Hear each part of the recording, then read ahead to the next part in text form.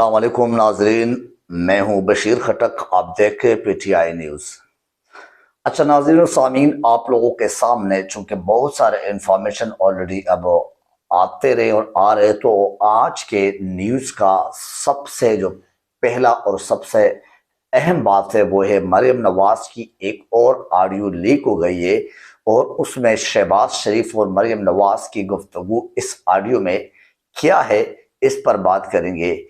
उसके बाद इसाक डार का आना और उससे अदालतों पे जो आम एक शहरी का सोच और ख्याल है और उसके जहन पे जो असरात है वो क्या हो सकते हैं। मैं और आप हम सब आम शहरी है, क्योंकि इससे बहुत बड़े सवालात उठ चुके और उठते रहे और ये भी अदलिया की या इंसाफ की तारीख का हिस्सा बन जाएगा। बहरहाल सबसे पहले मैं आता हूँ मरियम नवाज की ऑडियो पे।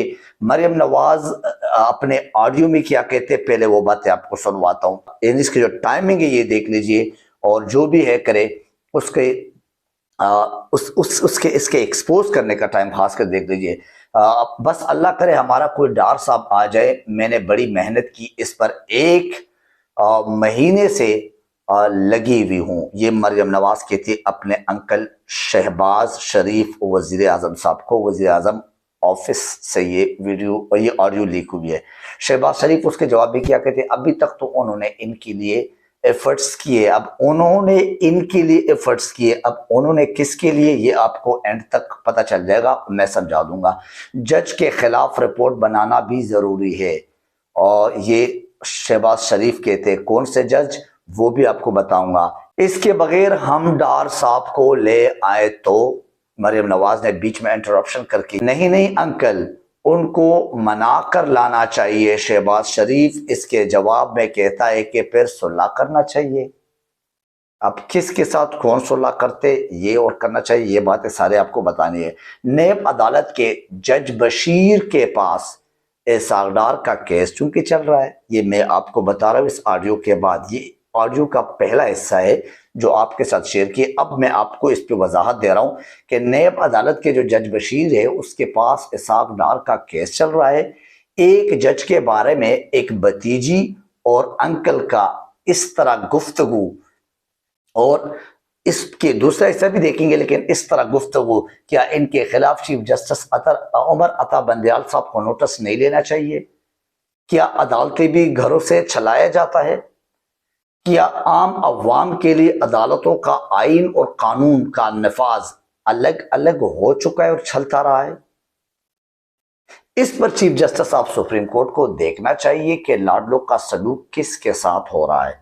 देखो सोचने की बात है, मैं और आप या आम शहरी अगर कोई छोटे से छोटा जुर्म भी करे तो उसको मेरे ख्याल से चौकीदार तक अप्रोच करना, इवन घर से अगर किसी बीमारी की हालत में किसी घर के मरीज को भी अस्पताल तक ले जाना हो तो नहीं निकल सकता है अगर कोई छोटा सा जुर्म करे। और एक सिंपल से थाने से भी नहीं, एक चौकी से एक सिपाही भी उनको एनिमीज कॉल करते हैं कि आपके खिलाफ रिपोर्ट दर्ज हुई है, तो उसका घर से निकलना या उसका फ्री घूमना ये मुश्किल हो जाता है। जबकि आपका जो वो भगोड़ा, वो इश्तिहारी जो यहाँ से वजीर आजम के जहाज में भाग के गया है और अदालतों को मतलूब एक इश्तिहारी है, उनके जायदादें घर वगैरह सारे नीलाम हो चुके हैं और उसकी नीलामी बाकायदा अदालतों से ऑर्डर आ चुके हैं। अब आप अंदाजा लगा लो कि उस शख्स की हवा में पूरा केस उड़ गया। क्या ये अदालतों पे, ये इंसाफ के निज़ाम पे बहुत बड़ा एक सवाल नहीं है? क्या उनसे एक शिकवा नहीं है? क्या उनके खिलाफ उंगली नहीं उठती है? क्या इस तरह के इस किस्म के फिर अकवर्ड और क्रॉस क्वेश्चंस नहीं हो सकते? किसके खिलाफ? ये इंसाफ के खिलाफ, हमारे मुल्क में जो इंसाफ चल रहा है। क्या वाकई कवानीन 22 खानदानों के लिए उनके घर के लुंडी के बराबर है?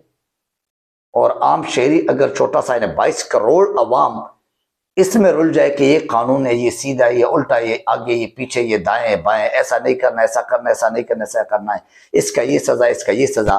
इन्हें अगर एक मोटरसाइकिल के चालान भी देख ले तो उसमें भी आपको माफी नहीं है। कुछ भी करे आप, रोए धोए, आपके साथ बीवी हो, बच्चे हो, कुछ भी हो, और एक इश्तिहारी को इतना बड़ा रिलीफ, तो ये क्या डील की तरफ बात नहीं जाती? क्या NRO 2 का ये प्लस वर्जन नहीं है, इंटरनेशनल इश्तिहारी, और वो लंदन के एक, जैसे आप कह सकते हैं कि एवन फील्ड के अंदर एक ऑफिस, वहां से सब कुछ क्लियर हो जाता है और यहाँ पहुंच जाता है। अगर आपको याद है परवेज मुशर्रफ के पाकिस्तान लाने पे उस वक्त एक ट्वीट हुआ था नवाज शरीफ का, अगर कोई ट्विटर से वाकिफ है तो उन्होंने ये ट्वीट में लिखा था, परवेज मुशर्रफ के साथ बहुत बड़ा वो एक हमदर्दी का इजहार किया था कि मुशर्रफ के आने पर एतराज़ नहीं, बल्कि मुशर्रफ के आने पर अपने एक मजहबी टच देकर, अपने एक खुदा तरसी का टच देकर हम बोले कि ठीक है, हम किसी को तकलीफ में नहीं देख सकते और हम किसी के साथ जो है ना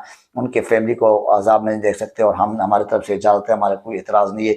वो एतराज़ नहीं है, ये उनके मामू का बेटा नहीं था परवेज मुशर्रफ, ये उनके दुश्मनी के बराबर, दुश्मनों में सबसे बड़ा दुश्मन ये समझते थे। उस ट्वीट का अगर आप देखें तो उसका यहाँ पे इस वीडियो के, इस ऑडियो के दूसरे उसमें जिक्र हुआ है। यानी डील उस वक्त हुआ था, ये इसाक डार भी इस NRO2 के और ये इस डील का हिस्सा है। बहरहाल इस ऑडियो को अगर आगे सुनते हैं तो उस पर परवेज मुशर्रफ के इसी बात का जो मैंने अभी इजहार किया, मरियम बीबी ने अंकल को कहा, ये दूसरा हिस्सा है इसी ऑडियो का, कि मैंने अब्बू को बोला कि आने दे, लेकिन ऐसा हो जाए कुछ कि इससे माफ करने वाला तासुर दिया जाए, यानी कि हमने माफ कर दिया परवेज मुशर्रफ को, या कोई सुलह जैसे तासुर दिया जाए जिस पर हम कुछ मिसगिविंग का कुछ लो और दो वाला इस किस्म का अवाम के सामने एक इम्प्रेशन, एक तासुर हम दे सके, ताकि हमारे ऊपर कोई बात ना आए, हमारे ऊपर कोई बूट चाटने वाले कोई इल्ज़ाम ना लगे। बहरहाल अवाम अभी इतने बेवकूफ़ नहीं है, सबको समझ आ रहा है। मीन्स की ये सारी बातें जो हम जैसे लोगों को समझ आते हैं, आप सबको सुनने वालों को समझ आता है। इसाक डार का डील इस बदले में ही कर दिया गया था या करवा दिया गया था बूट वालों के साथ। इसाक डार का आना और डॉलर का कम होना ये भी एक मौजज़ा है, और इससे अंदाज़ा लगा सकते हैं कि एक बहुत बड़ा गेम हो सकता है, क्योंकि ये है इस किस्म के प्लानर, ये है साजिशी और घटिया सियासत, घटिया जहनीत और शैतानी जहनीत का के गेम खेलने वाले। लेकिन अब जो इशारे मिल रहे हैं वो अवाम के समझ में शायद ना आए, किसके, इसाक डार के आने से डॉलर की कमी के जो असल लॉजिक है वो शायद समझ ना आए। बहरहाल मैं आपके साथ हल्का सा एक टच दे रहा हूँ, वो आप समझ ले जो हमें इंफॉर्मेशन मिली है उस हवाले से। सैलाब ज़दगान का बैरूनी ममालिक फंड्स डॉलर में ही पड़े हैं और पड़ा रहेगा, ना तो सैलाब ज़दगान को मिलना है, देना है जो डॉलर में बाहर से आ रहे, और ना उन किसी को अभी तक दिया गया है। उसके ऐड करने से थोड़ा सा मसनूई एक झटका डॉलर का गिरना, यानी मुंशी डॉलर जो इसाक डॉलर साहब है उसके आने से डॉलर नीचे गिर गया और रुपया थोड़ा सा मसनूई तौर पर ऊपर जा सकता है। ये तजुर्बाकारी के कमालात है इसाक डॉलर साहब की। एक जगह कोई साबित करे कि सिंध में, पंजाब और KPK में तो वैसे भी नहीं दे रहे, सिंध में या बलूचिस्तान में किसी एक बंदे को सैलाब ज़दगान का जो फंड है वो मिला हो। तो बहरहाल अब आप खुद अंदाजा लगाओ। और इसी मौके पे आप पीपल पार्टी को देख ले। पीपल पार्टी के जो जरदारी बीमारी है, अल्लाह ताला ने उसको वाकई बीमार कर दिया। सबसे पहले तो हम खैर अगर वाकई है, क्योंकि इनके लिए दुआ भी नहीं मांग सकते, पता नहीं चलता है ना, समझ नहीं आ रहा कि वाकई बीमार है भी कि नहीं। ये टूपी ड्रामे वाली बीमारी भी इनकी है ना, कभी जो ना वो बैसाखी उठा लेते हैं जब अदालतों में आना होता है, और कभी जो ना हॉस्पिटल में जाके उस पर चले जाता है, एक ICU के जैसे स्ट्रेचर पे लेटे होते हैं, और कभी दूसरे दिन पर आके अपने जो हराम खोरी और हरामजदगी है उसके लिए फिर सीधे होते, बिल्कुल मैंने जैसे आम बंदा हम और आपसे ज़्यादा सेहतमंद नज़र आते हैं।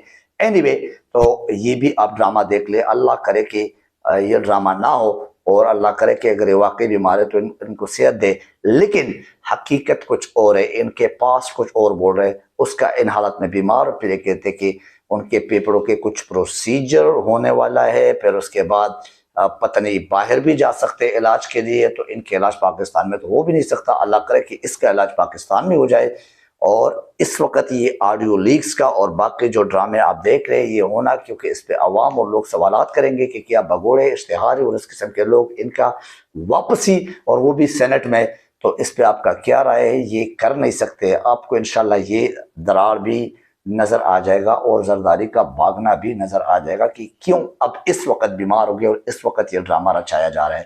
اینی یہ ساری باتیں قبل از وقت ہے. آپ کے ساتھ انشاءاللہ اگر مستند کوئی خبر آتی ہے اس حوالے سے تو ان معلومات کے حوالے سے تو پھر آپ سے شیئر کریں گے. ابھی اس ویلاگ میں مجھے اجازت دیجیے. Thank you very much. اللہ حافظ. ناصر.